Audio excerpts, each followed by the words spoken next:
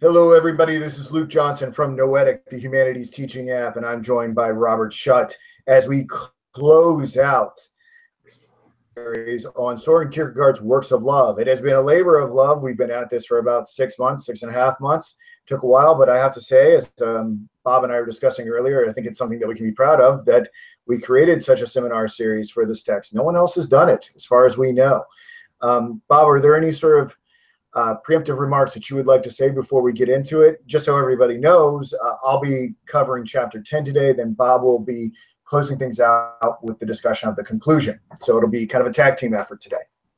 Yes. And yeah, it's an accomplishment. Like I was saying earlier, we kind of set the bar out there.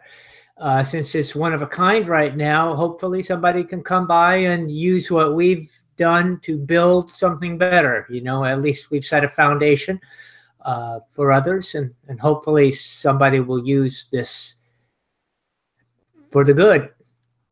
I hope so. I can see this being very helpful for someone who wanted to produce an even speedier synopsis of what Soren Kierkegaard was trying to do, or someone who was researching this for a doctoral dissertation or some other sort of research project. Why don't we jump into it? Okay. So, like I said, I mentioned I'm responsible for covering chapter 10 today, which is titled "The Work of Love and Praising Love." And there are a few crucial points that I wanted to dwell on here. It won't take me too long to get through these notes. So, praising love is a work, not an art for those blessed with a unique talent. One can perform. We praise love only in our love of truth. How else could we praise love if we were not fully in the truth? Sham otherwise. In order to effectively praise love, much discipline is required. Not easy. One must be abstemious, eschewing all distractions in order to concentrate on one thought. It is so very strenuous. But let's talk more about this strenuous task of living in truth and praising love. The direction of the thought must be inward, attentive to something external, but there is the risk of our thinking being unclear. Kierkegaard mean by our thinking being unclear? I thought it would be wise to include this passage from page 332 of the Harper Torch Books edition of Works of Love. Ellipses. It is something else to be so turned in thought that constantly at every moment one himself becomes conscious in reflection, conscious of one's own condition or how it is with oneself. But only the latter is essentially what thinking is. Transparency. The first is unclear thinking which suffers from a contradiction. That which in thinking clarifies something else is itself basically unclear. Such a thinker explains something else is itself basically unclear. Such a thinker explains something else by his thought, and lo, he does not understand himself. What I mean is, thought is superficial if not focused on inwardness. External object to think, there is a self-deepening direction to thought where the soul is searched. The discovery is a humiliating selfishness that must be snapped in the God relationship. Only when we have strained our spiritual powers in such a way do we become an instrument. In perseverance, one will gain their best powers. However, they are merely on loan from God, given to us in the process of self-renunciation. And this is where I want to pause and ask Bob a few questions. What about, I don't know, I was just thinking about neurotics like Woody Allen, who introspect but never seem to find God. They do have this clarity of thought that's directed inwards, but it doesn't always lead to God, as Kierkegaard seems to claim. A bit of a dog chasing its own tail. So what are we to make of this? Well, there's a saying, always ever seeking but never coming to the truth. I think this fits a lot of people. People struggle to try to grasp the truth, at least in their own mind, and in my own evaluation of it. I think people, it's so easy. I don't want to make this sound like an accusation, so I won't. I think it's just so easy to try to justify what we do by saying that we are truth seekers. Where I've heard this term truth seekers, too much by people who are not really seeking the truth. I think it really is an inward calling, and it has to be sincere in order for it to really be of any value. It's easy to say I'm seeking the truth, but it's not easy to devote yourself to it, to really devote yourself to it. I was trying to jot down some notes as you were talking here on that, talking about love of truth. And I feel that there was a point in my life when that became like a little switch turned on in my life. I was looking for Jesus. I was looking for religion. I was looking for satisfaction, purpose, all these wonderful theological terms, these wonderful goals, these altruistic goals. And it really sounded good. I was convincing myself how great I was for even having these goals. But that's not really what it's about. It's not having them as goals. It's actually seeking after them and then living them. Our faith, Luke, has to be built on truth. Many people can have faith. I've seen it today. Millions of people have faith, but it's not built on truth. It's faith built on imagination, willful or wishful thinking. This is what I want Jesus to be like. This is what I want my religion to be like. And then they begin to believe it and worship it, but it's no different than idolatry. It's a different idolatry, except Jesus is the center of it. Their perception of Jesus. It's so hard to separate ourselves from that, because when we do, we automatically separate ourselves from the world. I think that I'm really glad you pointed that out, because I think you're right that people want to live in this sort of la-la land about what faith actually is and cook up some sort of imaginary narrative about the nature of being a disciple of Christ. And that probably is an explanation for why intellectuals such as Woody Allen get turned off by it. It does sound like fairy tales to them. And these individuals who may have good intentions to try to understand and cognize the Christian message the best they can, when they go in and they tell other people about it, you can understand why someone who might be more highbrow like Woody Allen would be dismissive of it. But I don't know if what I'm saying is a complete explanation of why a highly intellectual individual would concentrate the entirety of his being into one strenuous thought and still not arrive at the conclusion of truth and have a God relationship. And something, while you were talking, and if I may interject something here that I used from another seminar, seminar series with Sophie LaCour on Aldous Huxley's Brave New World. And Huxley got very confessional in this book called Ends and Means. And Bob, if it's okay, do you mind if I read a passage from it that I think will be enlightening? I would enjoy it. Yeah. And Huxley essentially confessed why he never made the move to Christianity. And I think it will shine some light on why people end up in that tail chasing mode. And he wrote, "I had motives for not wanting the world to have a meaning, and consequently assumed that it had none, and was able without any difficulty to find satisfying reasons for this assumption. The philosopher who finds no meaning in the world is not concerned exclusively with the problem in pure metaphysics. He is also concerned to prove that there is no valid reason why he personally should not do as he wants to do.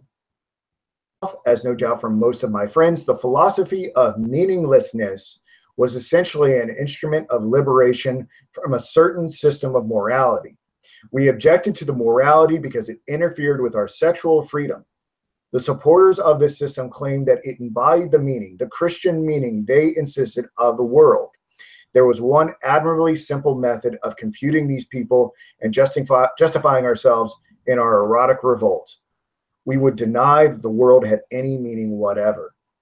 And I really have to applaud Huxley for his intellectual honesty here. But essentially, he says that he doesn't make that move to Christianity because he was I mean, to be honest, too interested in mystical drug experiences and sex.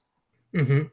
It was selfishness that motivated the incompleteness of that strenuous move of thinking one thought. And I just have to, I don't admire the movements of his mind. I wish that he was able to divest himself of this nihilistic hedonism, and I hope maybe on his deathbed or somewhere else he found God, but at least he came out and said it. Yeah. Well, that's great. That's really interesting. You've touched on something that is very difficult to explain, at least for me and my experiences. This is where my faith, my philosophy, and my theology collide on this issue. I'll share with you one of my most innermost thoughts on this is that we look for meaning in the world, and I hear this a lot, and they find no meaning in the world. People can't find God in the world or any meaning in the world. My belief is it doesn't exist in the world. They're looking for meaning in the world separate from whom they are. Meaning is only perceivable through our being. So we have to participate in the meaning of the world. Yes. So the meaning is really found when we become somehow in a union with the world. And I don't mean joining the world in the sense of sinfulness and that. I mean, where we can see God, we have to become a participant in that meaning. We have to let the meaning come through our senses. So we have all the equipment, so to speak, to perceive the meaning of God. But we have to use that equipment in order to perceive the meaning. The meaning is in us.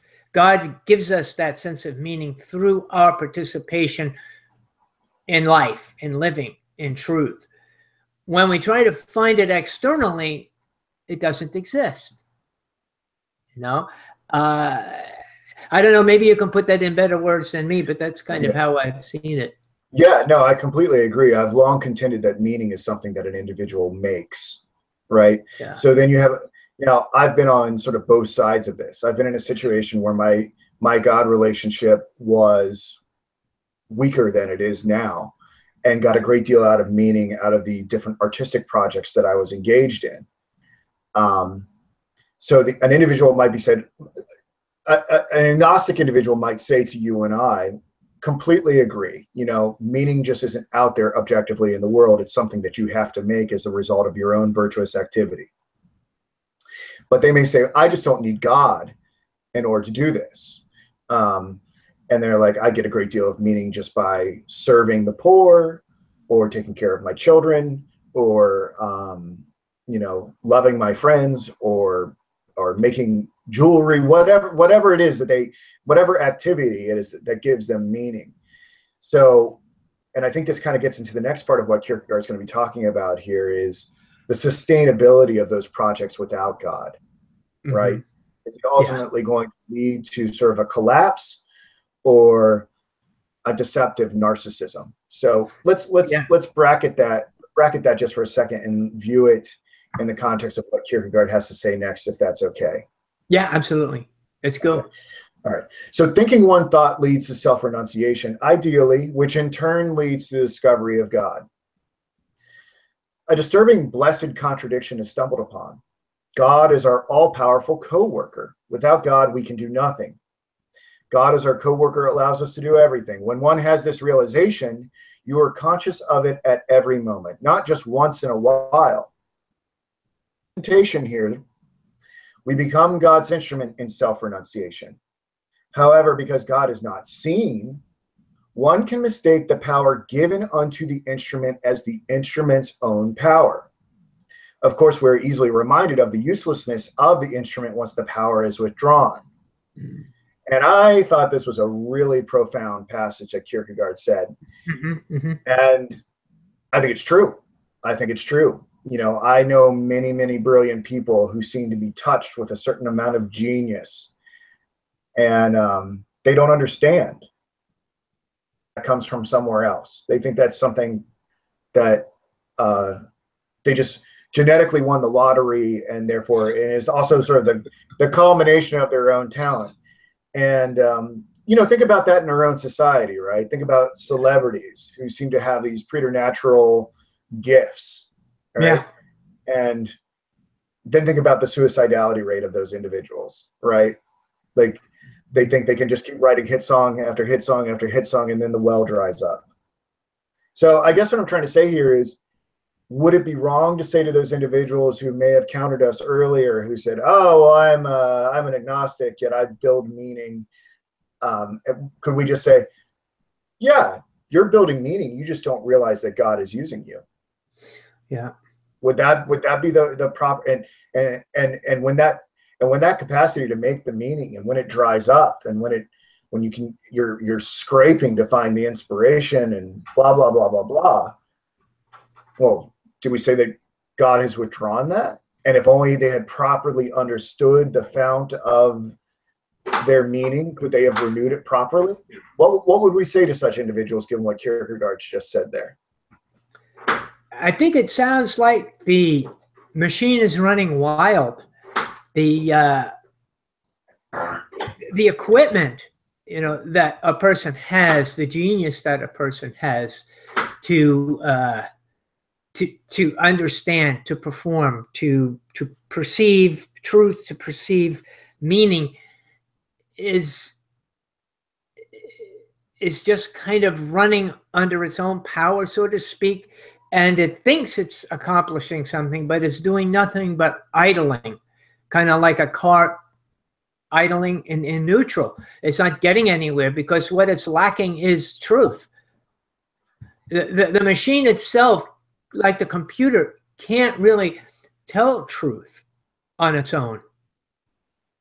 So unless we are synchronized with God, there's no way that just our perception can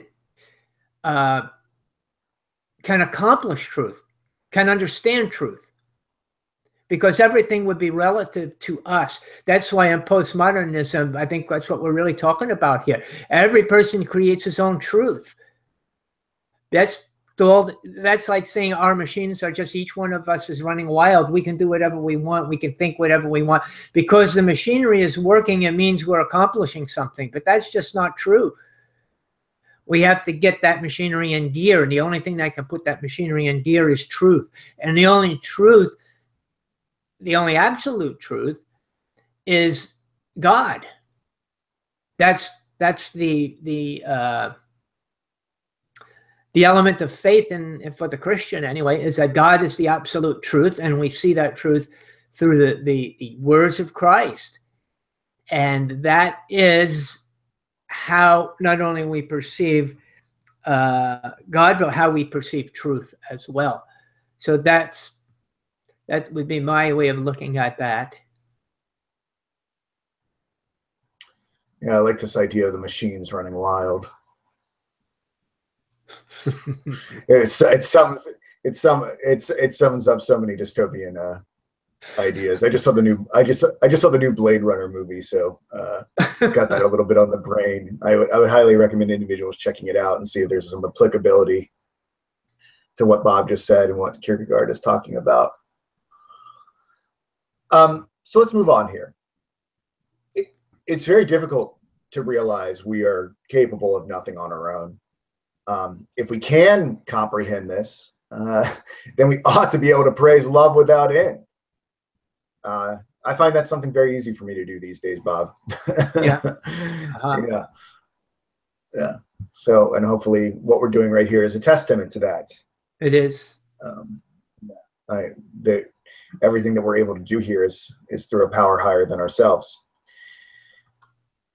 For what else sustains us, and how can we be so incorrigible as to not give praise? The best person to praise love is the one who loves God. Only he is related to God in the proper way and is truly loving. And I just really love this passage about individuals who truly praise love in contradistinction to others on page 335. It's probably one of my favorite passages. I got lots of favorite. I gotta, to be honest, I drew a great straw this week because there were so many wonderful quotations, and I don't know, maybe my lesson's made up of a few too many quotations this week, but I just was like, you know what, I'd rather just have Kierkegaard talk than paraphrase him because he's just so poetic. But on page 335, he says, "He who praises art and science emphasizes the cleavage between the talented and untalented among men. But he who praises love equalizes all, not in a common poverty, nor in a common mediocrity, but in the community of the highest." Man, that's probably there's like a couple of the truest two sentences I've heard in a while. I mean, really think about that. Think about kind of the choice we're sort of presented with as existentialists, where we sort of stratify the world amongst who has the greater talent, who's more clever, who's more artistic, who's more powerful, who's more rich, blah, blah, blah, blah, blah.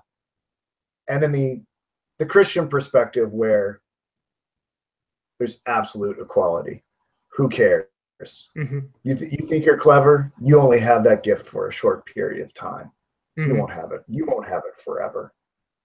You were given to it. You were given that gift for a brief moment. You little candle, you, in order to accomplish a much greater end. And I just love the dichotomy that these two sentences presents. Did this passage stick out to you? It wasn't one of the ones that I highlighted on that page, but now that you bring it, how dare you think differently than me? But I do agree. It is, hearing you read it and talk about it, it certainly makes it more meaningful. So that's, I appreciate your bringing that up. Oh, good. Hopefully other people do too. Would you like to say anything else about this topic before I move on? No, I think I'll talk about it a little bit more when we do the conclusion. So okay. I'm kind of jotting a little note down here, but for myself. But yeah, we'll get to that and talk about that a little bit more. Mm-hmm. Sure. When we praise love, it must be done outwardly in sacrificial disinterestedness, says Kierkegaard. In self-renunciation, we turn ourselves into nothing internally and externally. We are nothing before God, and we are never to forget what we are before God. When we compare ourselves to men and become prideful, we are suffering from an illusion. We're always before God and therefore nothing. And I really like this sentiment, Bob, because I like the idea of the inescapableness of God's eyes. Yeah. I hate it. On one level, I hate it because, because I'm a sinful human being, I want to cheat, right?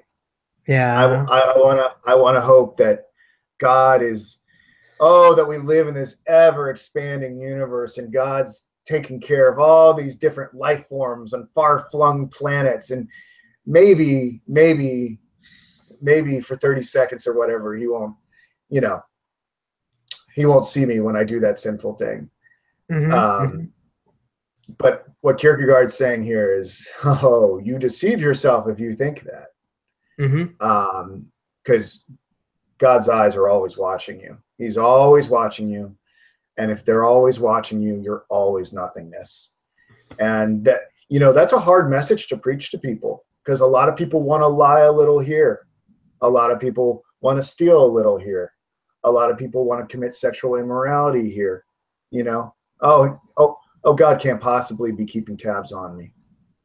And it's just the hard and disagreeable truth that it's probably not the case. Mm-hmm. If I can just interject something here as you were Sure. talking. Let's talk about praising. Praising love is kind of an interesting term that he uses here. He carries that on into the conclusion as well. And today, when we think of praising God, we think of or praising love. We think of something different than I think what Kierkegaard means here. What I think he's getting at is praising love, and the sense of is a sense of admiration. It's a sense of we have an admiration towards God, of God's qualities. but we tend to restrict those qualities to those qualities that we find palatable. So in so doing, we kind of filter God out and saying, well, I love God, but I don't love everything about God. Right. For instance, we filter out his righteousness. We say, I love God, but I don't like his righteousness a whole lot. And for the true Christian, he must love the righteousness of God as he sees the righteousness of God in Christ. And that's why Christ was so important. People just think, okay, Jesus is just, the idol of the Christians. And, the Jews maybe think of Moses the same way, or Islam thinks of Muhammad. Absolutely not. Jesus is not the leader of Christianity. He is Christianity. He isn't in the sense that he is the righteousness of God. He personifies the righteousness and the love of God. So when we say that we praise love, we praise God's love for us. That means we praise Christ. We not only do we admire Christ, but we admire everything about him. And I'll get into that just a little bit more, but that thought kind of came to me as you were speaking, that I thought I would bring it up at this point anyway.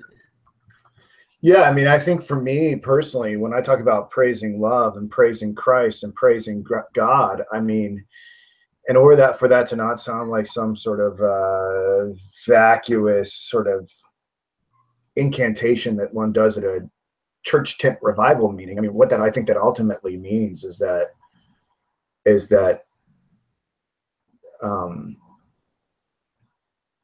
just God dying for my sins, because I know just how problematic a person I am, and and how I'll never ever be good enough, Yeah. from an ethical religious perspective. Now, I find it interesting that Kierkegaard doesn't come out and say this. That's what Luke and Bob are saying, right? Like Luke and Bob are talking about the blood atonement. Luke and Bob are talking about righteousness and judgment and things like that. I love Kierkegaard. I've gone so deep into my Christian faith, though sometimes I just feel like he's got kids gloves on. I really want him to say what he means. I know that's what he wants to say. I'm like, why are we dancing around it here? But I also know, in my experience with human beings, is that they can't handle the truth. That scene from what was it, A Few Good Men, where Jack Nicholson? Nicholas? Yeah. What's the name of the actor? Nicholson. He's like, you want the truth, you can't handle the truth. The truth of the matter is, people can't handle direct answers. They don't want to know the truth. And you kind of have to be vague and cryptic and in order to work on their subconscious, so eventually they figure it out. You can't talk directly to people. And that's what, Bob and I were talking earlier about the next book we're going to cover, which is Kierkegaard's My Point of View as an Author. I'm probably butchering the title, but Kierkegaard's probably going to talk about those issues about why he couldn't just directly come out and say things, and why he had to use different characters and different methods, because people scare so easily when you tell them the gospel truth. Do you think it's also because, had he written about the atonement, people would have said, he's just a Christian author and this is just another Christian book, and people wouldn't pick it up to read it? But the way he wrote it, non-Christians are willing to read this book and hopefully be led to the proper thoughts that are prerequisites to conversion. So he appeals to, in a sense, to a wider audience by not limiting himself to just being another Christian author. Do you think that's a possibility here? Yeah, maybe. The thing is like, with the time that he was living, like, especially where he was, like, everyone was an air quotes Christian, right? Yeah. So it's almost like he had to have I would love to interrogate him. If people always ask you, like, if you could have dinner with 3 people from history, who would you have dinner with? And if I could have dinner with Kierkegaard, I almost want to know if there was like a prophetic streak in him, if he knew that there was going to be this great apostasy, this great falling away, and that he could anticipate the drive towards agnosticism, atheism, and nihilism, and that would be the generation that he would be talking to rather than one he was contemporaneous with. Mm-hmm. I almost wonder if he was a seer in that respect, because I mean, the dude read the Bible all the time. It's prophesied that the great falling away would happen. He saw industrialization happen to a certain degree, that he knew people would become too comfortable to dig into matters, and he could see the menacing threat of Hegelian philosophy and how it was ultimately going to culminate in sort of apotheosis of the individual, right? Where they're channeling the Hegelian dialectic. So, he could anticipate these things. I just wonder how far off into the future he saw. Well, I think in my readings of him, I think he saw his present age, his present religious age, and in that age, he saw the seeds of what was going to happen. Yeah. He could tell, if we continue to do this, this is going to be the result. And I think he saw the future in the sense that he looked at the seeds and says, well, I think I know where this is going to lead. Yeah. Oh, he was just a silly alarmist. We shouldn't have. Yeah. We shouldn't take him seriously. Those people are to be marginalized. They're on the fringe. Everything in the future will be dreamy and perfect. Just hand it over to us, your world controllers.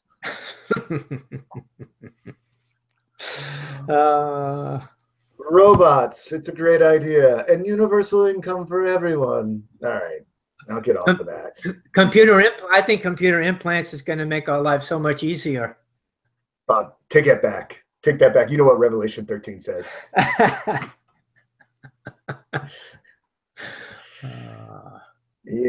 Ain't nobody chipping me. All right. I mean, you're not a chip off the old block, huh? No, not off that. All right. Again, outward sacrificial disinterestedness is the mode of those in truth praising love. This is how you can tell the proclaimer of truth is not attempting to deceive you. All sorts of deception, boy, don't I know it, can be proclaimed in order to gain worldly advantage. Oh, man. But this is not love. Loving the truth means willing to proclaim the truth without the slightest regret of sacrifice. You've got to be ready for such a task because the world is totally rotten. And I love this quote from Kierkegaard on page 336. Essentially, the truth must be regarded as polemic in this world. And boy, does that resonate with me. You mentioned truth seekers. You know what? And there's a very small group of people in this world right now who are trying to tell the truth. And they are castigated as yahoos and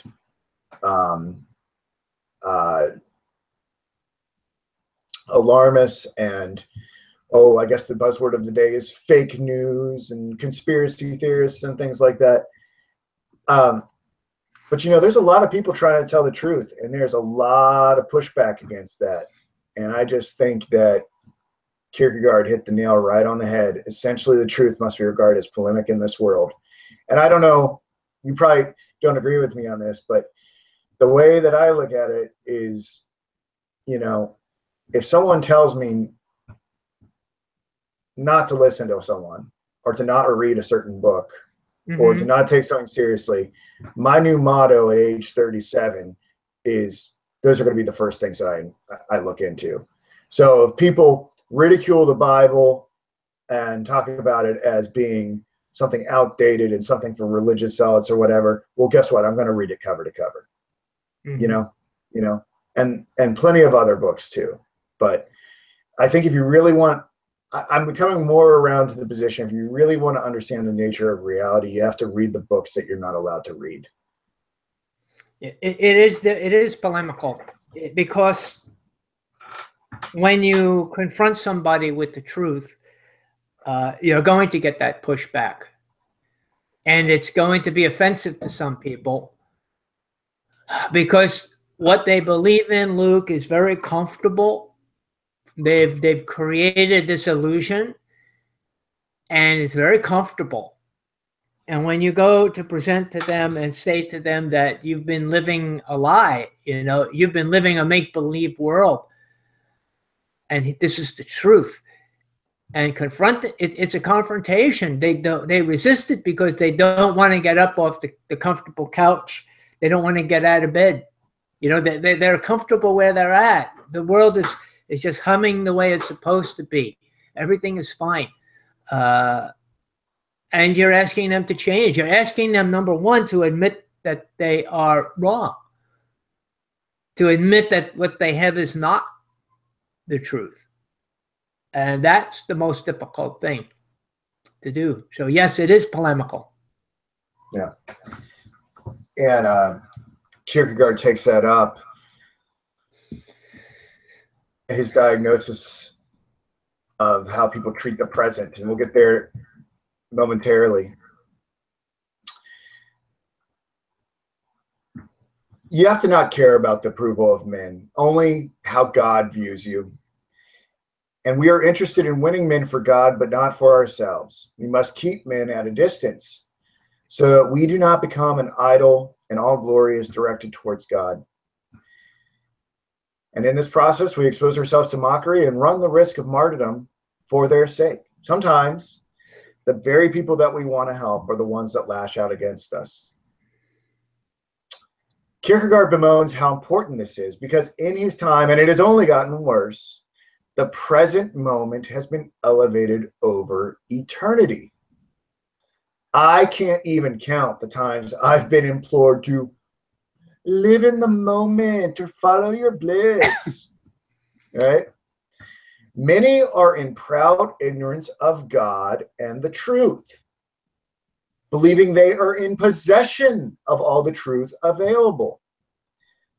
Kierkegaard remarks, the time of the thinker has passed. Everyone is so wrapped up in the moment, they cannot contemplate God.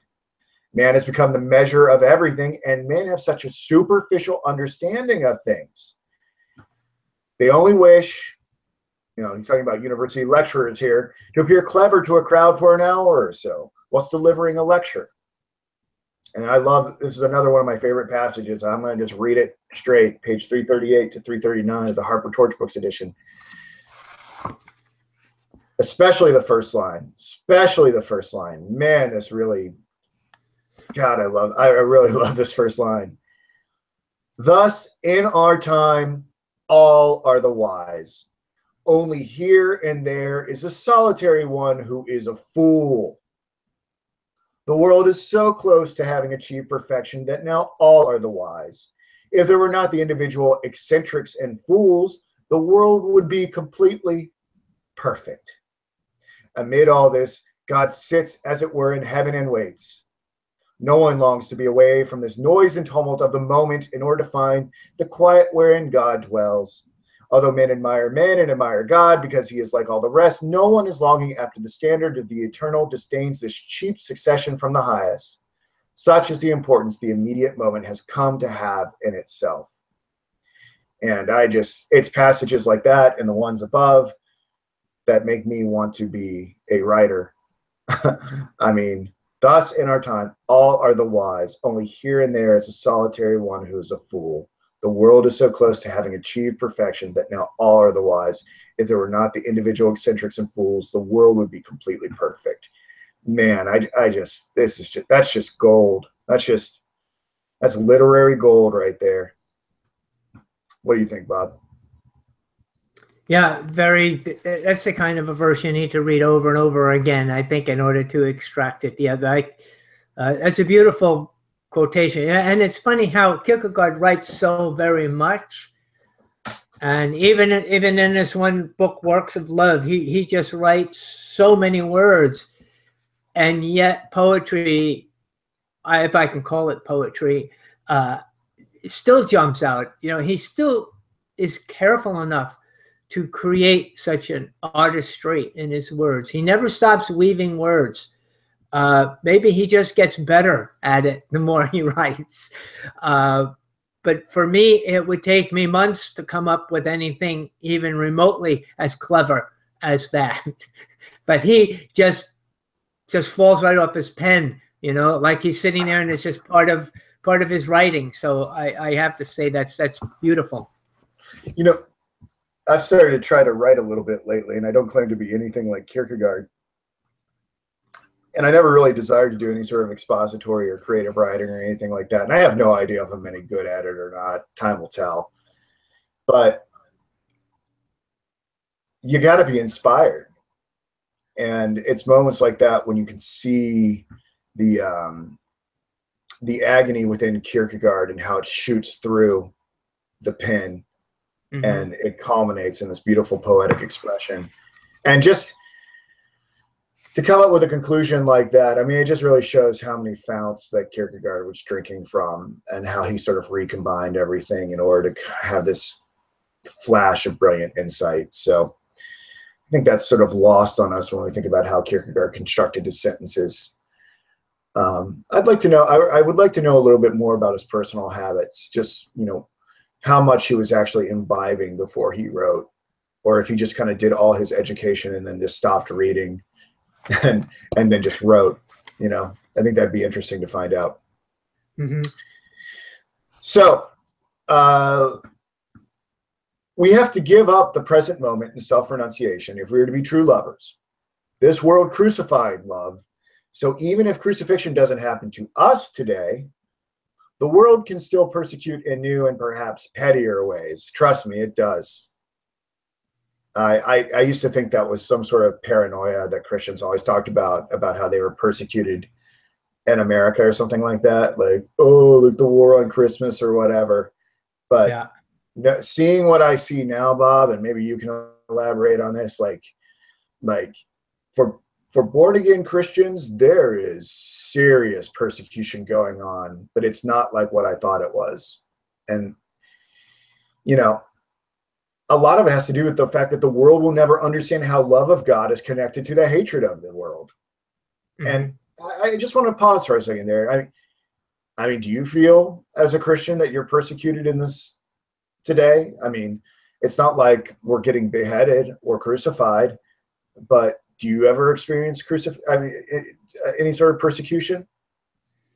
Or do you feel like everything's just kind of okay? Because the way I look at it is that there's a false sense of security amongst the church, is that there's been a hands-off approach, but there's been sort of a unknowing persecution that they're not even aware of. I don't know how to say this. There's a subconscious persecution that the church isn't even aware of. Because I think the adversary learned that if you overtly persecute, you turn people into examples, and that only inspires more fanatical commitment to Christianity. But if you could make the persecution so subliminal and below the level of consciousness that the person themselves doesn't even realize they're being persecuted, and the faith itself doesn't even realize it's being persecuted, you could actually destroy the faith without having any of the martyrs. And you know what? That makes me want to slow clap to the adversary, because that's a really brilliant move, Satan. To make it so that the church can be persecuted in a way they can't even acknowledge. Yeah. In answer to your question about persecution, I see it a little differently. I don't even want to. I see it applied a little differently in my life than perhaps in other people's lives. People in my neighborhood are not walking up the block with flaming torches, you know, trying to chase me out of town or anything like that.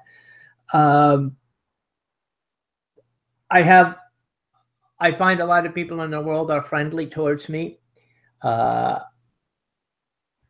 get along with anybody that I possibly can. Paul says, try to live at peace with everybody. I really try to put that into practice. What I find and what I think, though, is I'm not really worried about me anymore.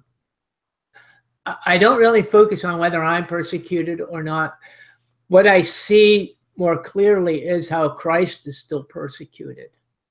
Oh yeah. That Christ is still persecuted externally and internally by, which we'll see in the next section, by purposely misunderstanding him, by perpetrating or perpetuating this misunderstanding, turning him into something that he's not, changing him into something palatable for the world. Right. To me is obnoxious. And just to think how our Savior sees that going on today, to me, that's a different kind of persecution. But like Paul says, in a way, they're nailing him to the cross all over again. Right. I don't really worry about myself and being persecuted. If they do, that for me, that's a glorious thing.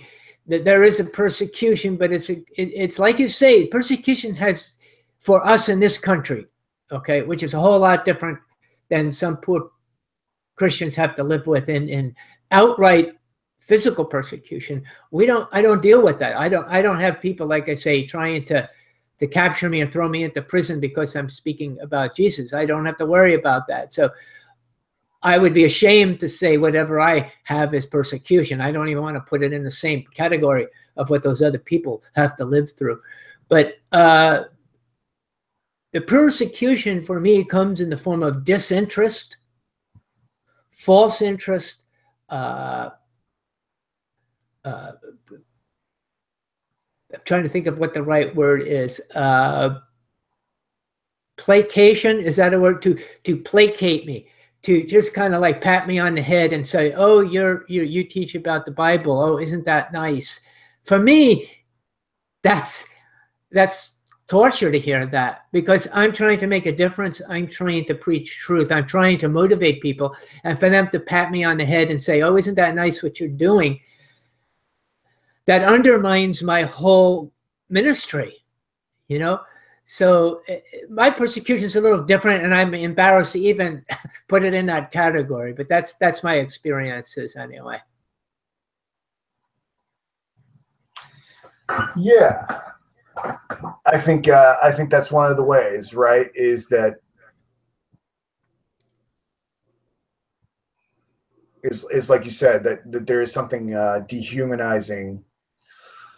There's something about the society that dehumanizes people who take the Bible seriously. They may be perfectly nice to us, but they may treat us like pets. To pat you on the head. So that's a good way to put it. You're not being nailed to a cross, but you are being I don't know, spoken to in sort of a diminutive fashion. So I think that's one of. There's a lot of weapons that are at work here, and I think that's one of them.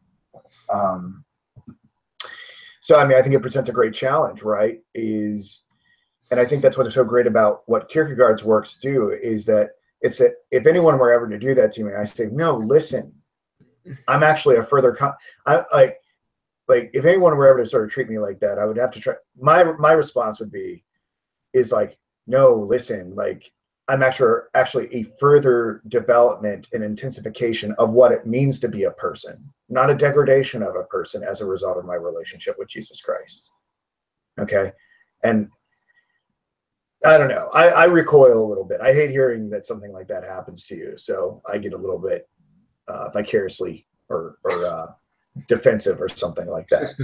But yeah, I don't know. I don't like the idea. I don't like the idea of Christians being stereotyped into Ned Maud Flanders. I don't know if you know the show The Simpsons, but there's a stereotypical Christian family on there, and a kind of a running joke. So I don't care too much for that. Anyway, so moving on. Again, in order to truly praise love, the relationship between men must be one of disinterestedness. I think we've talked about that in other places. I think that kind of makes sense. I think the idea is to not to develop bonds with other human beings that are so intense that they take the role of the God relationship. As a Christian, it actually freaks me out a little bit if people want to hang around me too much. I'm just like, don't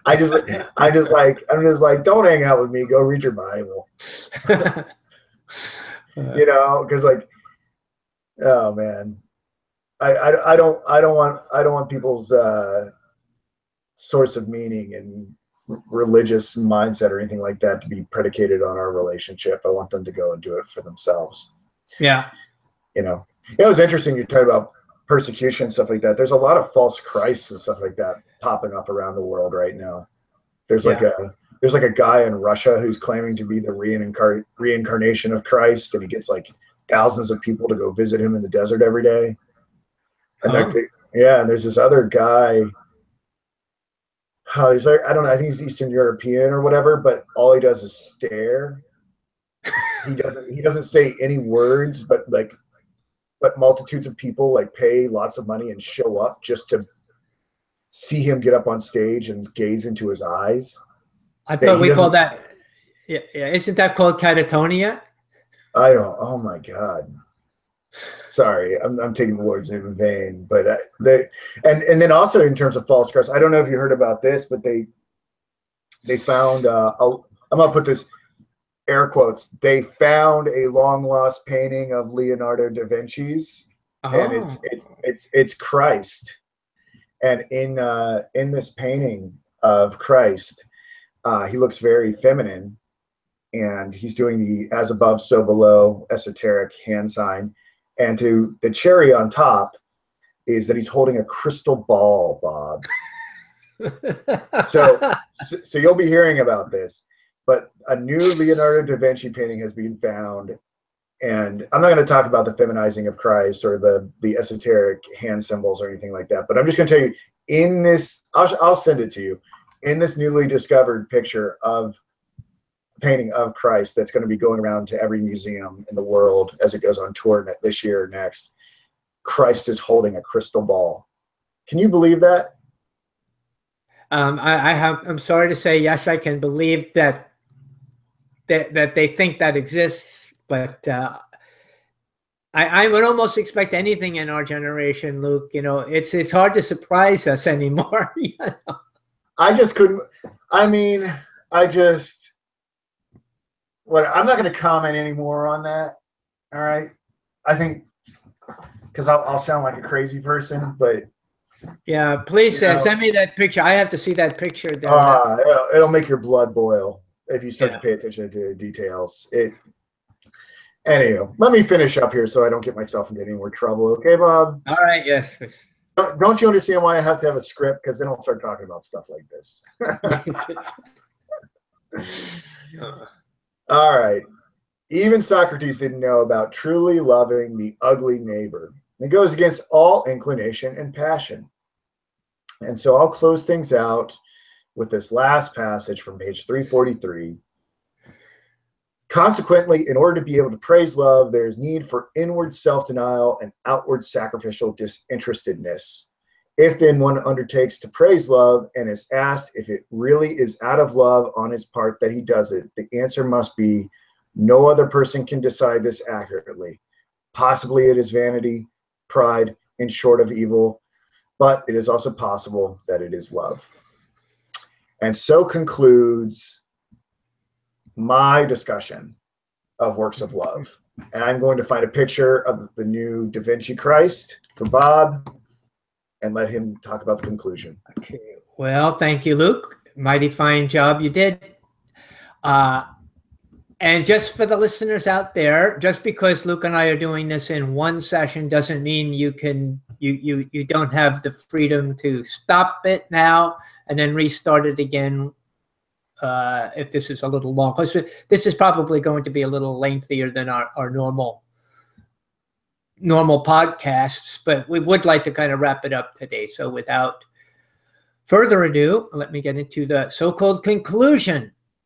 And as I was discussing with you, Luke, earlier, this is not exactly what I expected as a conclusion. I kind of almost, I should have known better, but I almost expected him to take all the loose ends and put them into nice little bows. That's not exactly what happened here on this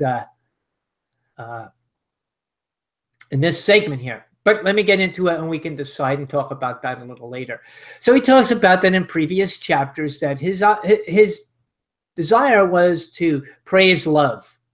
We talked a little bit about praising love as to it could be a wide range of anything to praising one quality of God to praising all the qualities of God. But now he's going to introduce a little bit about John the Apostle. It's hard to talk about love, Luke, without not including John. John's gospel was about love, but if you've ever read the 3 letters of John, at least the first 2 letters, you'll find John was a gospel just steeped in love, but a very righteous love. He says, "Beloved, let us love one another. These words have apostolic authority. It was said by one who was perfected in love."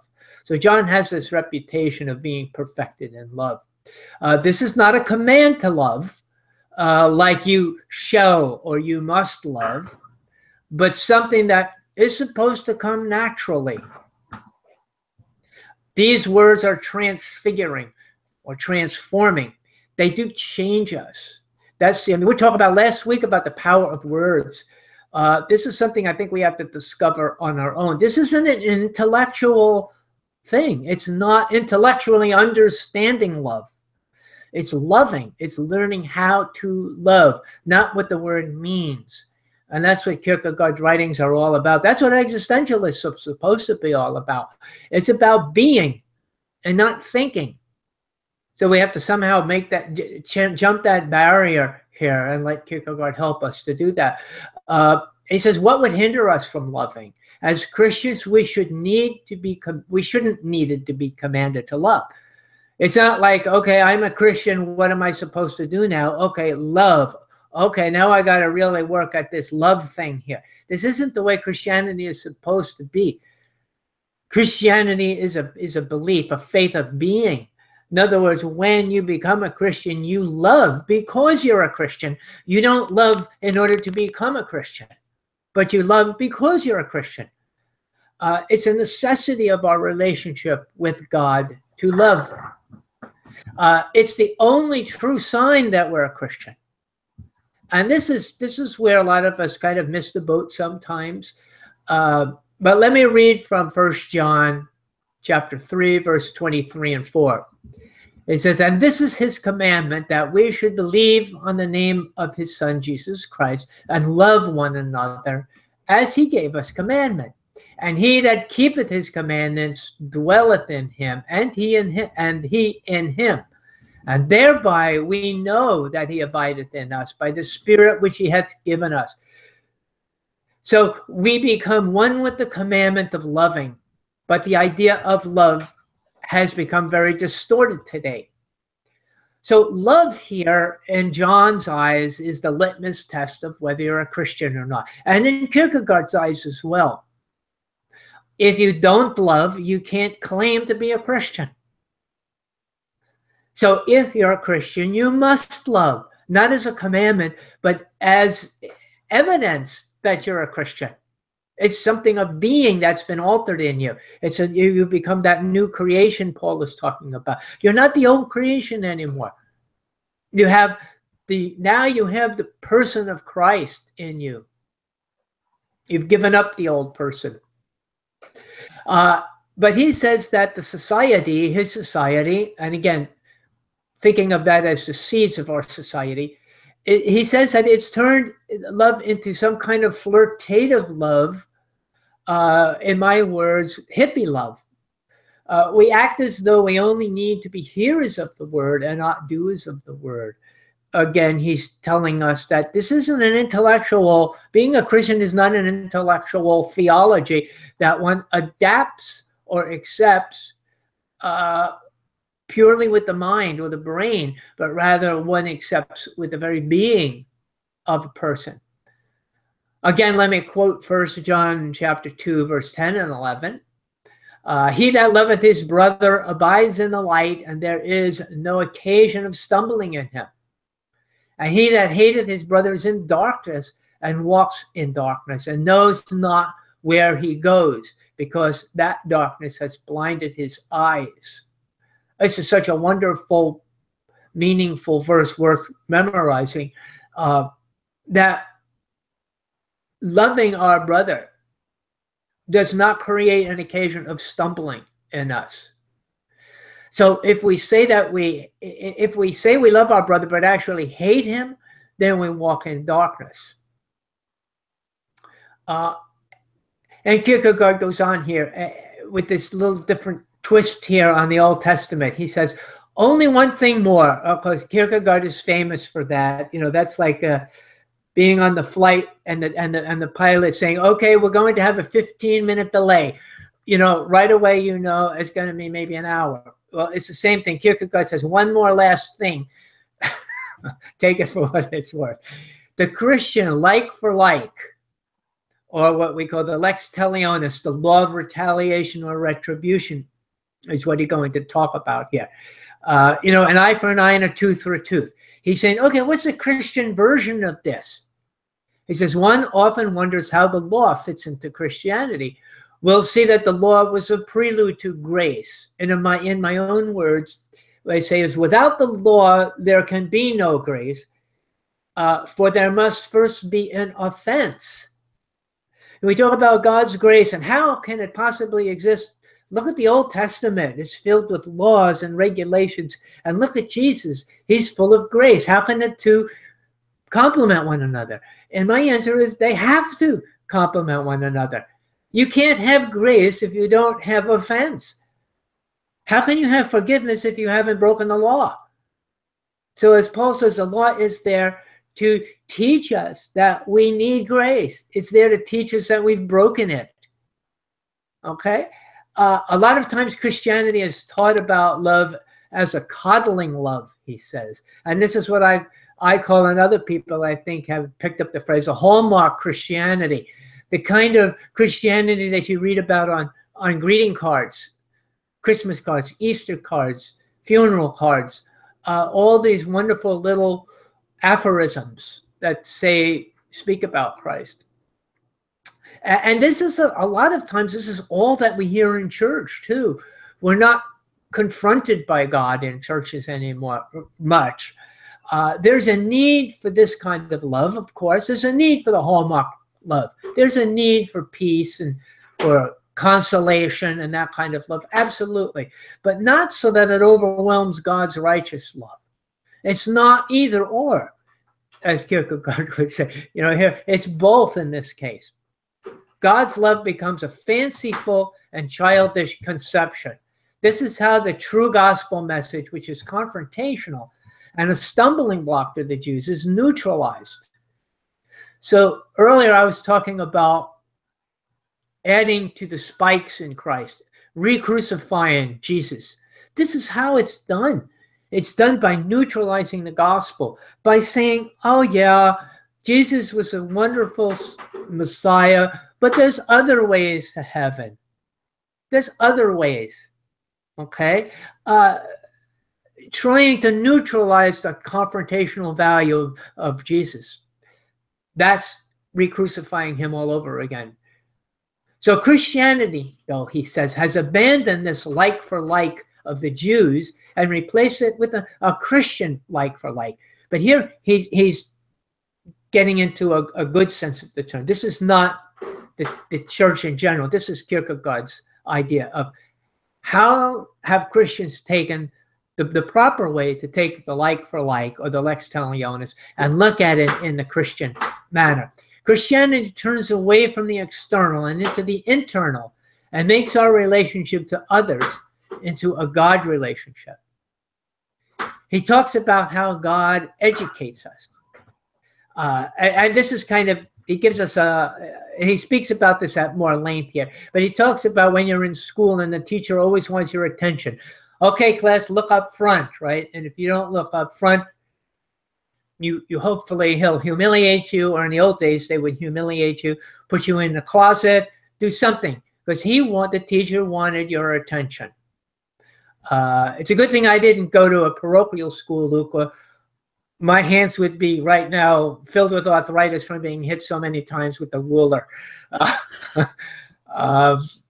But that's what they used to do in my day. My friends went through parochial school and got that kind of treatment. If you don't look. It's always, whenever you tell me these stories, it's always hard for me to imagine you as a hellraiser. But No, it wasn't. You must have been a bad boy, Bob Schut. I wasn't a hellraiser. I was just inattentive. My mind was somewhere completely out of the classroom. That's my problem. I always had wandering thoughts and my ideas. I just couldn't focus on what they wanted me to learn. It says a child who's educated imagines his relationship with his comrades in his little world as the true reality. And that's kind of where I was. I had my own reality, and it just wasn't in the classroom's reality. It wasn't the teacher's reality. But it's up to the teacher to teach him that this reality isn't so. This isn't real. This is just a reality for the sake of instruction. So when we go to school, we're put in a different reality. This is just a temporary reality. This is something that people have a hard time understanding. They go to school, they get their graduate high school, then they go to college and they get their 4-year degree, then their master's, and then like you go on to get your PhD. But in some cases, if you've never done anything but go to school, you've grown up in this educational reality where you think this is the world, the real world. Then when you go out and you try to get employment, all of a sudden you find it's not the way they taught you in school. Okay, getting an A doesn't mean you're going to go on to the next class. You may have the guy who gets a C is the one who's promoted over the one who gets the A. All sorts of things happen in reality that aren't really true in high school and even in secondary schools. Did you notice that, or am I giving you something you've never understood before, Luke? Oh, well, no, I figured that a long time ago. That's why I had to start my own company. I'm totally unemployable in other respects. But, I think there's a lot of truth in it's not what you know, it's who you know. Absolutely and right. The deeper I dig, connections are everything. Or who you're related to. Mm-hmm. But I will also say that, I mean, what the university channels individuals into, which is sort of the purity of the liberal arts, is not something that's rewarded by 21st century capitalism. True. And it's not something that's largely respected in industry, and it's not something, to be honest, that's respected by those university systems themselves. You can just look at a university and how it allocates its resources. You can, a lot of major public universities will pay a football coach for $4 million. Meanwhile, your adjunct teaching professors are making something like $22,000 a year. Yeah. So perhaps are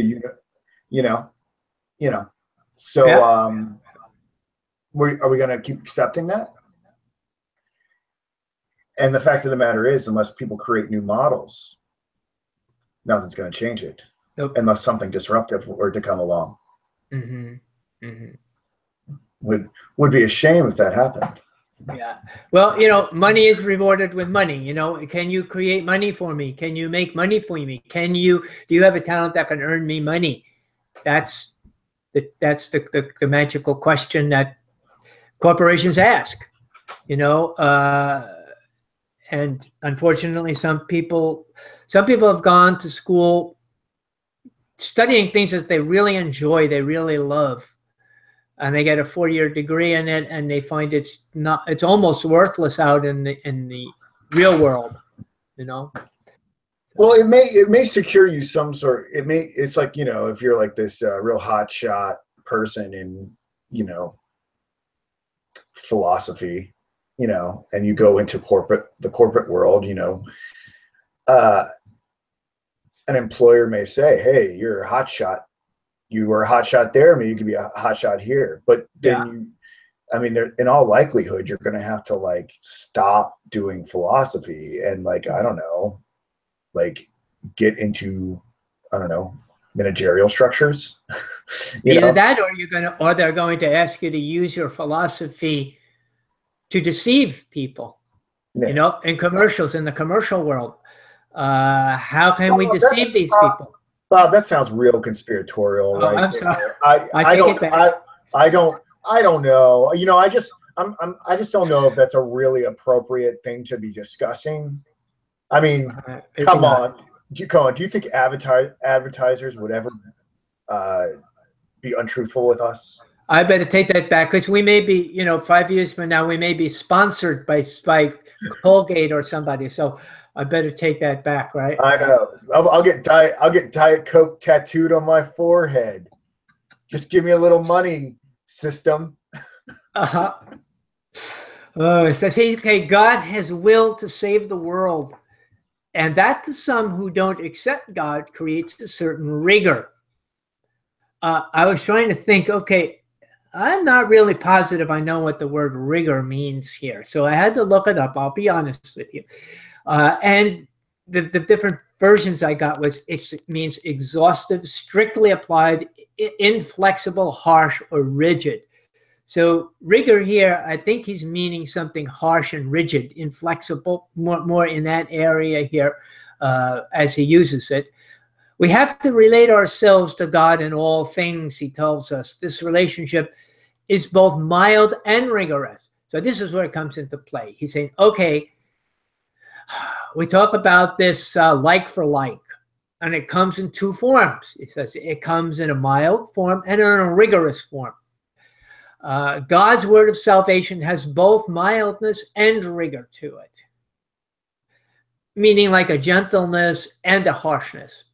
He tells us that the centurion, from Matthew chapter 18, verse 13, which I'll read in a minute, he tells us that the centurion was told, be it done for you as you believe.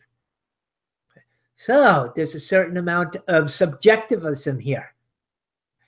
So in Matthew 8, verse 13, it says, and Jesus said unto the centurion, go thy way, and as thou hast believed, so be it done unto thee. And his servant was healed in the selfsame hour. So this idea of be it done for you as you believe. It could be mild, but it could also be compassionate, and it can be harsh. So he's going into now, how can this be taken here? Different ways. Faith is something internal, and we must examine ourselves. We have to examine our faith. And this is really important. And I'll get to it in a minute, but this is something I constantly do, examine my faith. And I would say it's something that all Christians ought to do. Don't just take it for granted you're faithful because, well, I better wait for a minute because he gets into this and I don't want to spoil his thunder. So let me continue. When we do evaluate our faith, sometimes it appears rigorous and strict, especially when we're in a doubting sense of our faith. So sometimes we're going to be very harsh on ourselves, as I am. I sometimes have to admit, sometimes I'm very harsh on myself. And for me, it's very rigorous, very strict as to what I consider faith. When we say, on the other hand, of course I have faith because I've been baptized and I've received communion. What more evidence do you want that I have faith? But Christianity would answer, be it done as you believe. This would force us to an internal meditation. So the idea here is, can we depend upon the fact that we were baptized and that we received communion and that perhaps the priest or the pastor blessed us and said, oh, son, you have great faith. Oh, okay, I guess I have great faith then. Is that good enough? Well, Kierkegaard says, no, it's not.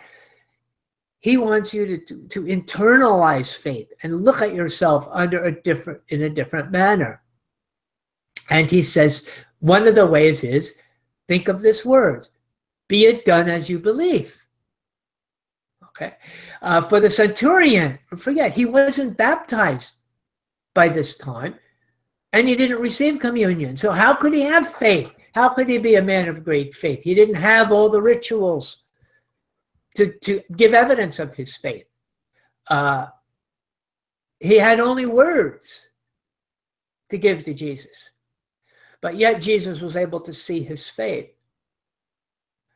Okay, on page 347, he speaks about security in his day as it is in ours. I'm sure you highlighted this one, Luke. I'm sure you highlighted this in red. Page 347.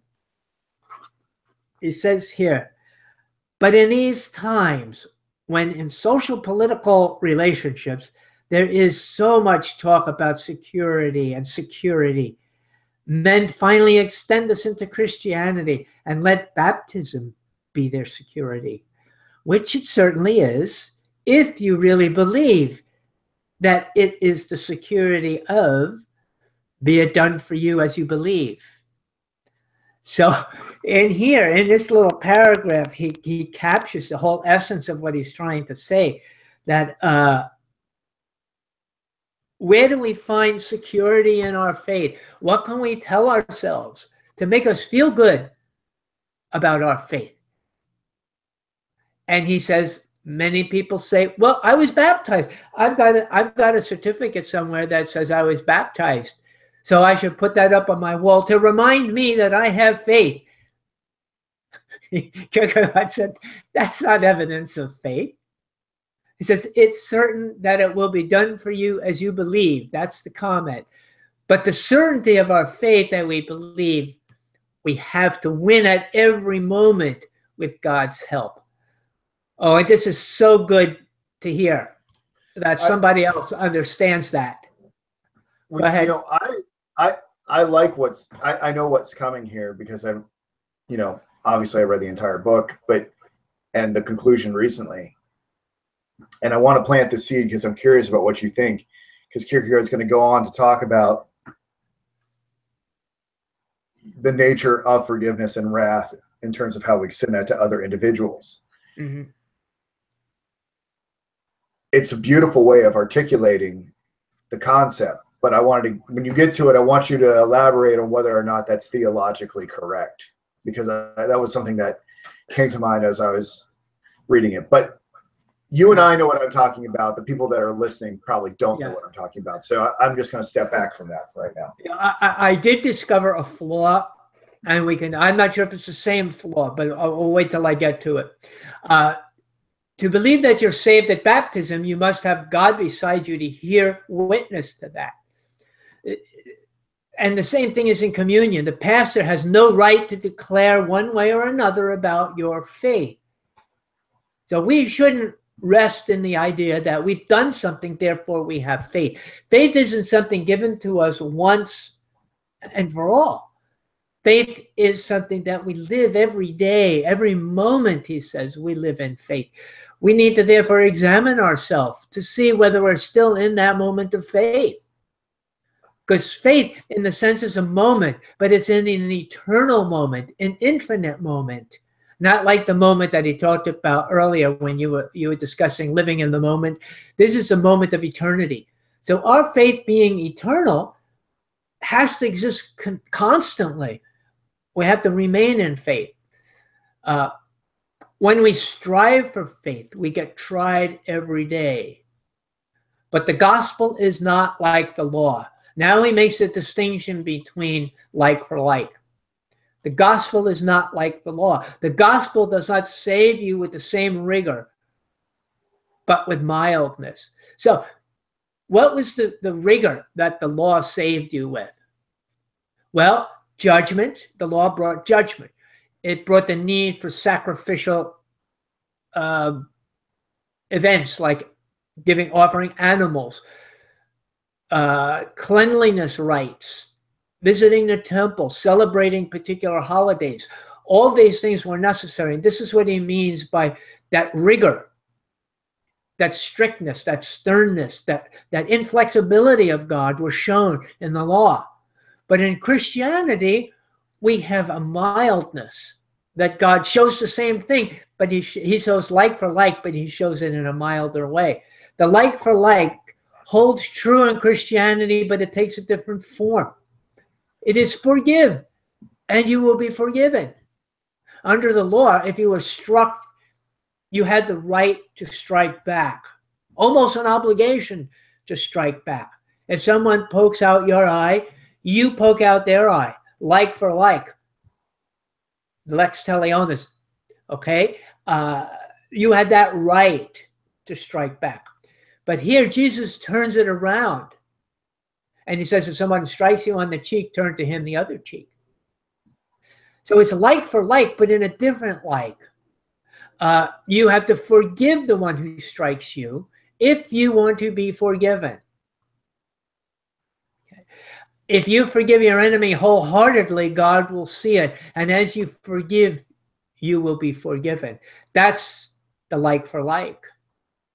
Of course, in my own words here, of course, now you can imitate Christianity by forcing yourself to forgive someone.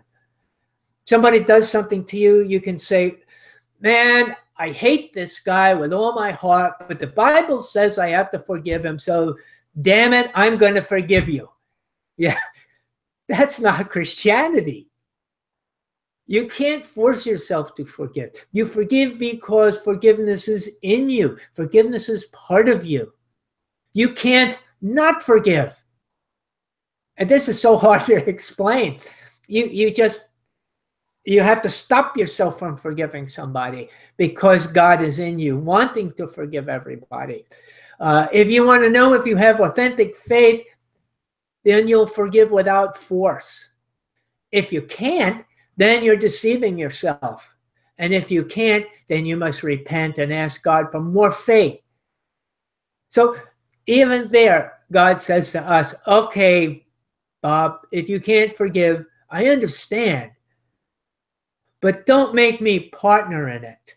This is what we'll get to in a little while. Don't make me partners with this. Don't claim that you have faith if you can't forgive your brother. Confess it as a sin. Then we can maintain our relationship and I can help you. But if you think this is faith, you're deceiving yourself because it isn't. To believe that you're forgiven, even if you don't forgive, is also a deception, he says. We're related to God in all things, not just to the individual. So he says something here which is kind of neat here. He says, we desire sometimes to have a private relationship with God. But Kierkegaard says that we can't have such a relationship with God in the same sense that we have one with a judge. So a lot of people say, oh, God is my friend, you know, and I have these conversations with God and he's my buddy. Kierkegaard says this is very questionable. It's not that we can't have an intimate relationship with God. That's not what he's saying. But we can't take God apart from being God. God doesn't stop being God and become our friend. So it's not like we can say to God, oh, yeah, God, you know, and I've got this sin that I'm committing right now. The heck, you understand. You know what it's like.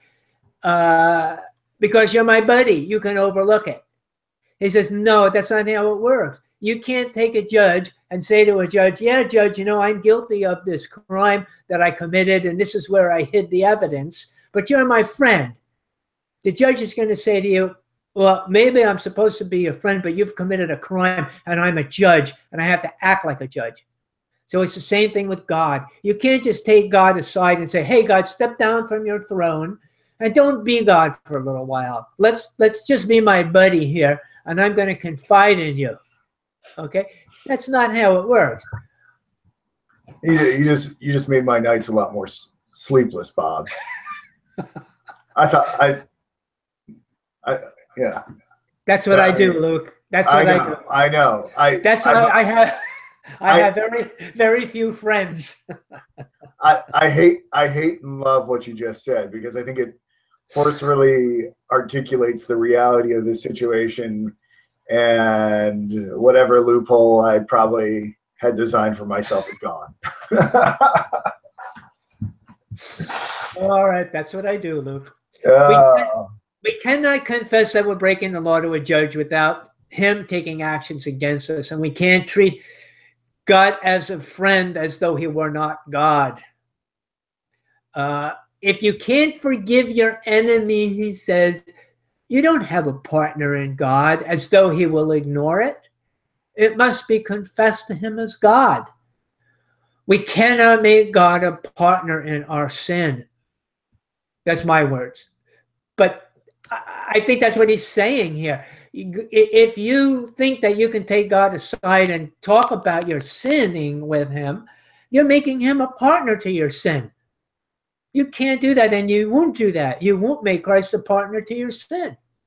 I don't care how liberal you are or what books you write or what books you read. Christ will not become a partner in your evil. He talks about this like for like being so rigorous that it forms an inequality at times. He brings us the saying of Jesus where we're told that we cannot see the speck in our brother's eye without seeing the log in our own. Every time I teach this in Matthew, I feel like nobody's getting it. They just don't understand this verse here. And it is a very difficult verse. So people say, do not judge lest you be judged. So I'm not going to do anything to judge anybody, because then I'm in danger of being judged, and God forbid that I be judged. So I'm willing to tolerate everything. I'm willing to put up with all the liberal thoughts. I'm going to be the gospel of inclusion. I'm going to include everybody in the gospel, because far be it from me to be a judge. This is what I hear, actually. This is not my own words. But this gives us a little better insight into what he means here. Okay. We are not forbidden to judge, since in the next paragraph in Matthew, we're told that we have to watch out for wolves in lamb's clothing and not to throw pearls before swine. Both require judgment. We are, however, not to focus upon the smallest insignificant errors of our brother, while we make great big ones ourselves. Judging others can cause us to focus upon others as a diversion of self-incrimination. So what is the lesson that Jesus is teaching here is don't focus on the little tiny sins of your brother when you're committing huge sins. That's the underlying message here. Okay, so hopefully maybe this will echo out into the Ethernet and somebody will get it. So by seeing the speck in your brother's eye, he says, is tantamount to seeing the log in your own eye. But we have to be careful here. Now, this is where I'm not sure I found the flaw in his thinking, Luke. So bear with me. Okay. It seemed like what he was saying is that if you see the speck in your brother's eye, that automatically makes you guilty of seeing the log in your own eye. And I got to thinking, in logic, we have, and then maybe not everybody will understand this, but I'm trying to make it simple. If A, then B. Therefore, if A, then B. A is true, therefore B is true. That's what we call a valid and a sound argument. So if A is true, then B is true. Since A is true, then B must also be true. That's simple, valid, and sound logic. But it sounds like what Kierkegaard is saying here is if A is true, then B is true. But since B is true, therefore A must be true. And that's a fallacy. It's called confirming the consequent. We can't say that, in this case, that, I'm trying to think of a simple way to put this.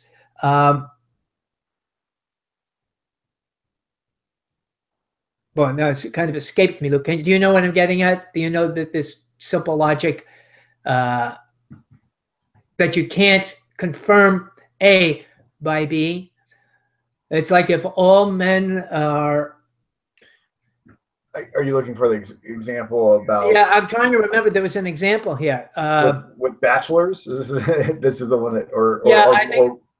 Or mortality? Is this what we're looking for? Yeah, I think either one. Can you remember that example? I should have wrote it down, but I forgot. I'll look it up real quick. We got this Okay, great. yeah, please do, because yeah, I should have been better prepared on this. But anyway, this is it seems like what he's saying. If we see the speck in our brother's eye, then we must have a log in our own. And I'm not sure that necessarily follows logically through here. But I'll continue on while you look up that fallacy. In the Jewish idea of like for like, you should do unto others what they do unto you. So this is just merely giving the example of the law. If somebody strikes me, then I should strike them back again. So you should do unto others what they do unto you. But in the Christian version, it's do unto others what you want them to do to you. So we have an example of the rigid or the rigorous, and then the gentle or the easier version of it, the softer version of the law. In the Christian way of looking at this, we have nothing to do with what others do to us. We do not repay like for like, but preempt them by doing to them what we want them to do to us. So the law of retaliation says that we wait for somebody to do something to us, and then we act responsively to them by doing the same thing back. But in Christianity, we preempt it by giving them an example of what we want them to do to us. This is the kind of the golden rule, the golden law. And kind of finishing up now a little bit. In the Christian state of mind, loving human beings is to love God, and to love God is to love other human beings. For what we do to others, we also do unto God. What we do to them, God does to us. And this is kind of, I think, the idea that the Imago Dei, if God's image is in all of us, then we have to treat human beings with the respect. This is even in James, he says this too, that we have to respect other human beings because in some way we see a reflection of God in them. And then he deals with the idea of why God permits evil to be done to us. We have to accept this as the good and perfect gift because it's from above. And this is what we did when we did studied kind of the book of James in that other work by Kierkegaard, when he talked about the good and perfect gift from above. This means that it's the will of God and it will work out. So when evil happens to us, God may not prevent it, but we know that that evil will bring about a blessing. And how do we know that? We know it because the greatest evil that was done to mankind was the crucifixion of Christ. And yet the crucifixion turned out to be God's greatest blessing. So when evil is done to us, we should see ourselves in that same context. That if they did evil, and Jesus even said that, if they do evil to me, how much evil will they do to you? The idea is we have to look at evil in the right way. Too many people think of evil as, well, I'm a Christian, so I'm impervious to evil. God would never let any evil happen to me. I've got this protective shield in front of me that evil just can't happen to me. And then when it happens, their faith becomes crushed because they just don't understand that, look at Jesus. God is going to reveal his blessing, and sometimes he does it through evil, the evil that happens to believers. Yeah, because that's something that people don't understand is that there are a number of passages in the Bible where it says that God actually sends evil. Yeah. Yeah, and whether or not he sends it directly or indirectly, as a result of a wager with Satan or because he wants to humble someone in order to show some greater virtue. Yeah. That's part of Christian theology that I think we have to understand. I believe in, is it the book of Revelation where it talks about God will send a strong delusion? Yeah. Yeah. So, I think it's in, I can't remember where that is. I want to say Romans, but I'm not positive. oh, let me look it But up. now I did remember that. I did remember that example. All bachelors are human. Bob is a bachelor, therefore Bob is human. Yeah. But we can't say all bachelors are human. Bob is human, therefore he's a bachelor. Right. I looked that up too. By the way, so what I'm talking about, so there are two things I want to add in here. So talking about that God was sending the strong delusion, that's from 2 Thessalonians chapter 2, verse 11. For New International Version, for this reason God sends them a powerful delusion so that they will believe the lie. Mm-hmm. I have an idea of what that delusion may be, but can't say it here. And like you were saying about the logical fallacies, I believe you're talking about, and by the way, I'm real rusty on my logic, so I had to do this real quick while you were talking just back there. I believe it's called the undistributed middle term fallacy. So I don't know if this is the case, but like an example is penguins are black and white. Some old TV shows are black and white. Therefore, some penguins are old TV shows. Does that kind of sound like what you were talking about? Yeah, there's different versions that it comes in, but yeah, that's kind of the same thing. Yeah, that's kind of the idea. But I think he's missing it here, but I'm not I hate to say anything against him because, you know, he's such a great mind, and maybe I just misunderstood what he meant. So I'll kind of leave that for the readers to look into that themselves and to decide whether they think he's right on that issue. I don't know if you have an opinion on that you want to mention. Well, the thing I wanted to ask you is that Kierkegaard sort of sets the conversation that it's like, insofar as you forgive people, you will be forgiven, right? Yeah. Insofar as there is wrath in your heart, wrath will be exacted towards you.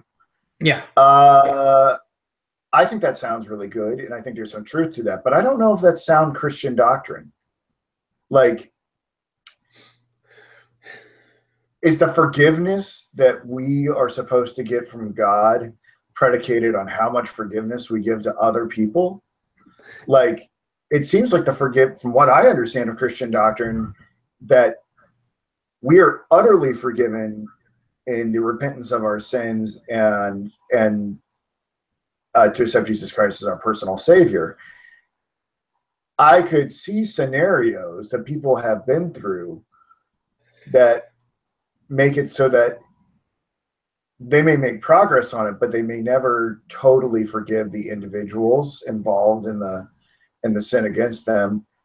The way that Kierkegaard frames it, I think, is a great religious ethical maxim. I'm just not sure that it's correct, because it makes it sound like our salvation is predicated on us, like on our ability to forgive others, when our salvation is really predicated on whether or not we accept Jesus Christ.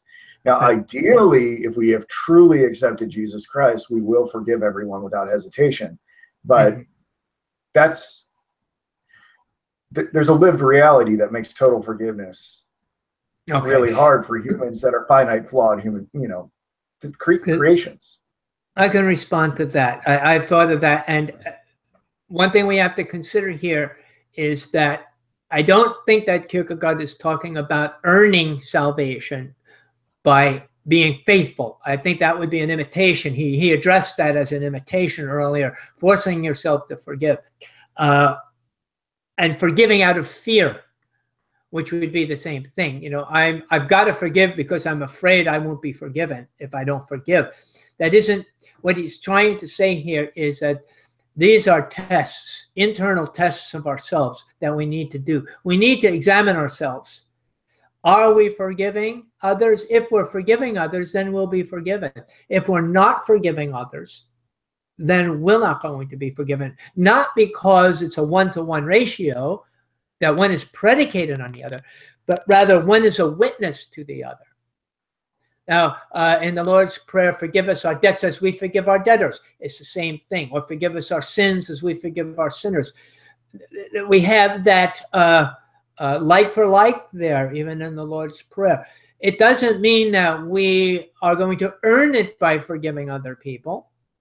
It means that is how we examine whether we really have faith or not.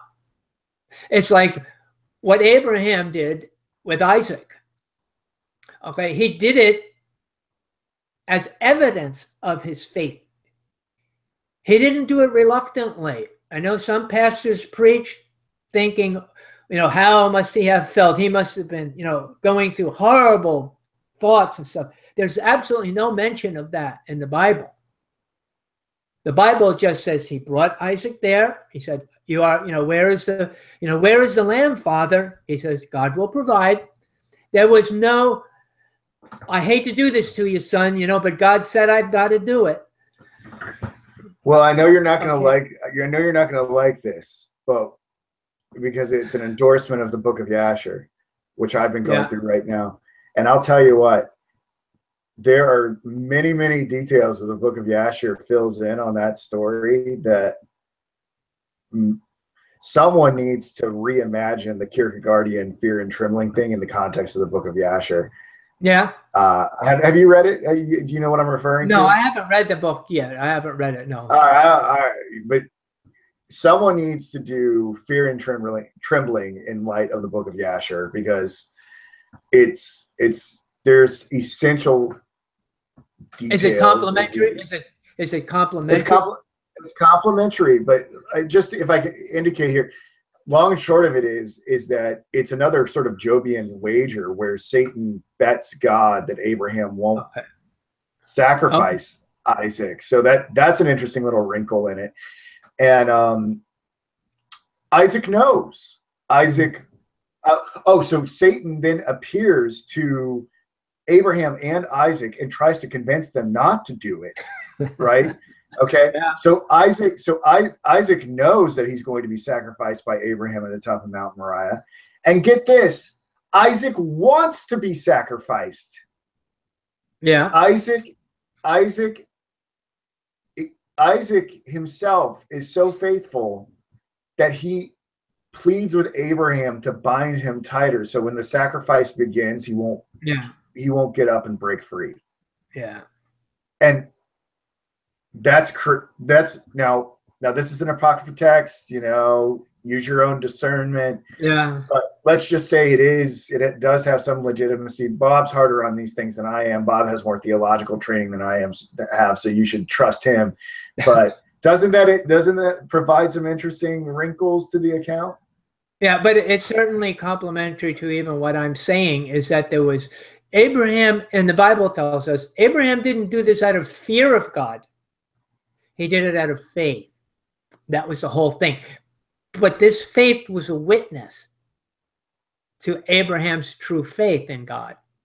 And that's what Kierkegaard is getting at here. These are not earning it as though Abraham had to earn God's approval by doing this, but it was a sign of Abraham's faith, the reason that he did it. So Kierkegaard goes on, he says, if we can't bear other men's against us, if we can't bear other men's evil against us, how can we bear our sin against him? So when a man sins against us, if we can't bear it, then how can we expect God to bear our sins against him? Right. I like Kierkegaard's way of putting that. So when people sin against us, we have to be as tolerant towards their sin as God is towards us in our sin. And he goes on to tell us that we must sometimes be solitary in order to meditate upon God's existence. Sometimes we need to go into the closet, maybe even literally go into a closet and think about things of God in order to really isolate ourselves from thoughts, outside thoughts. That's so hard for me to do, though, I have to confess. Like I told you, my mind wanders all the time, and I really have to focus.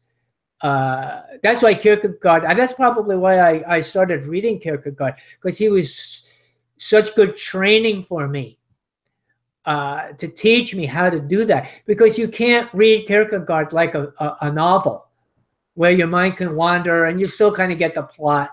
With Kierkegaard, every word you got to read and focus on. That's so painful for me to do, but it's such good exercise for me. And